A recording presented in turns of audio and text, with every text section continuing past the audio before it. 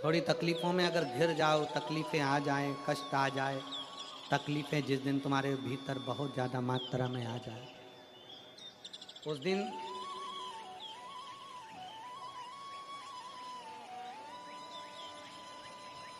तीन बेलपत्र, एक बेलपत्र में पीला चंदन, बीच वाली पत्ती।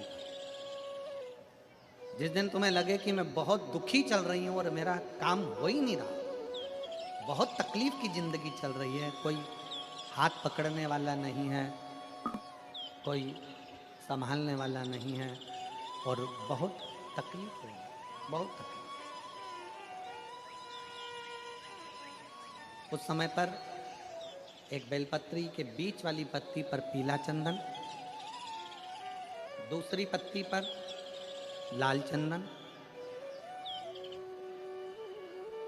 और तीसरी पत्ती पर 11 चावल गीले, पानी में उसको थोड़ा सा भिगो लें या धो लें। 11 चावल गीले शिव जी की उस पत्ती पर रखें। सबसे पहला पीला चंदन का बेलपत्र, दूसरे नंबर पर लाल चंदन का बेलपत्र, तीसरे नंबर पर जो 11 चावल आपने धोकर रखे हैं वो हाथ की हथेली में रखना है और हाथ की हथेली में रखकर अपनी कामना कर कर भगवान शंकर से विनय कर कर पंचाक्षर मंत्र नमः शिवाय या षडाक्षर मंत्र ओम नमः शिवाय या श्री शिवाय नमस्तुभ्यम बोलकर उस बेलपत्र पर सीधे हाथ में रखकर उल्टे हाथ का स्पर्श कर कर बाबा से अपने मन के भाव कहकर शंकर के शिवलिंग पर उसे समर्पित कर दीजिए। एक ही लोटा जल, जहां से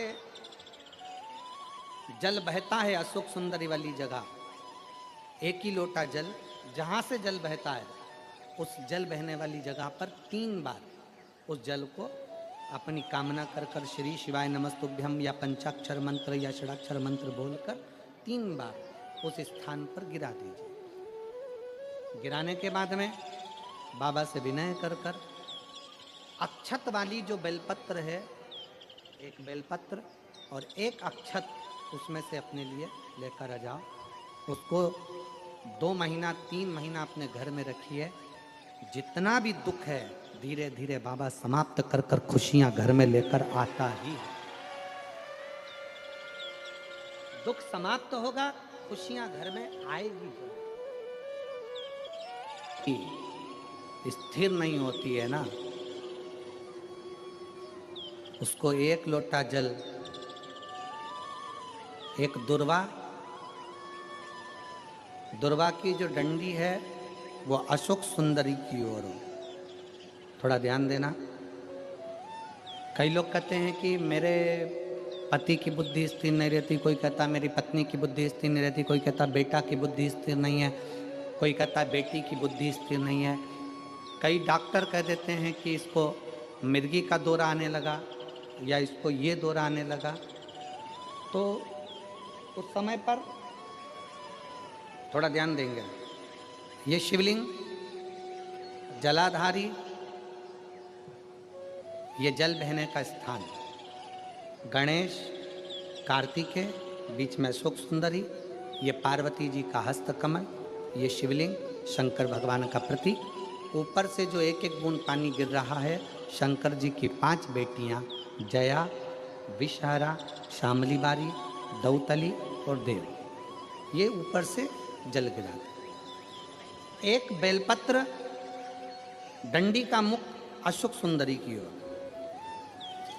एक दुर्वा, डंडी का मुख अशोक सुंदरी की ओर, और जल चढ़ाने का स्थान 3। पहला, शिवलिंग का जल अगर इधर बह रहा है तो इधर खड़े होकर, दूसरा जल उसी पानी का एक ही लोटा, थोड़ा सा जल इधर से, थोड़ा इधर से खड़े होकर, थोड़ा इधर से खड़े होकर, कर्ण घंटेश्वर महादेव जो कि काशी में विराजते हैं, कर्ण घंटेश्वर महादेव के नाम से 3 स्थान से जल चढ़ाया जाए। और वो जल का आचमन जिसका मस्तिष्क काम ना करता हो, दिमाग काम ना करता हो, स्थिर ना रहता हो, मिर्गी के भी अगर दौरे आते हों तो उस जल का भाग उसको अवश्य दीजिए। धीरे धीरे उसकी बुद्धि और विवेक काम करना बंद चालू करेगा। और साथ में जो मिर्गी के दौरे आ रहे हैं वो मिर्गी के दौरे भी, इसका एक प्रमाण आया है पत्र। इसमें एक पत्र पढ़ने के बाद एक बेलपत्री जिसका डंडी का मुख जलधार बहने वाले स्थान पर हो, एक दुर्वा जिसका डंडी का भाग जल बहने वाले स्थान पर हो, कर्ण घंटेश्वर भगवान जो काशी में विराजते हैं, पहला जल जहाँ जल बहता है उसकी साक्षी में, दूसरा और तीसरा, 3 स्थान पर खड़े होकर कर्ण घंटेश्वर महादेव के नाम से अगर जल चढ़ाकर उस जल का आचमन, जिसका विवेक काम नहीं कर रहा है, कोई बच्चा मानसिक विकलांग है, बुद्धि काम नहीं कर रही है, डॉक्टर ने कह दिया ये कोमा में चला गया है, वेंटिलेटर पर पड़ा हुआ है और विवेक काम नहीं कर रहा है, तो डॉक्टर का इलाज तो करवाओ, क्योंकि डॉक्टर शंकर का एक रूप है। जो दवाई दे वो भी खिलाओ, पर साथ में कर्ण घंटेश्वर का जल भी, उसका नाम लेकर चढ़ाकर वो जल भी अगर उसको आचमन कराया जाएगा तो जल्दी से जल्दी विवेक काम करना प्रारंभ करेगा। और अगर मिर्गी का दौरा आ रहा होगा तो वो मिर्गी का दौरा धीरे धीरे बंद होता चलेगा।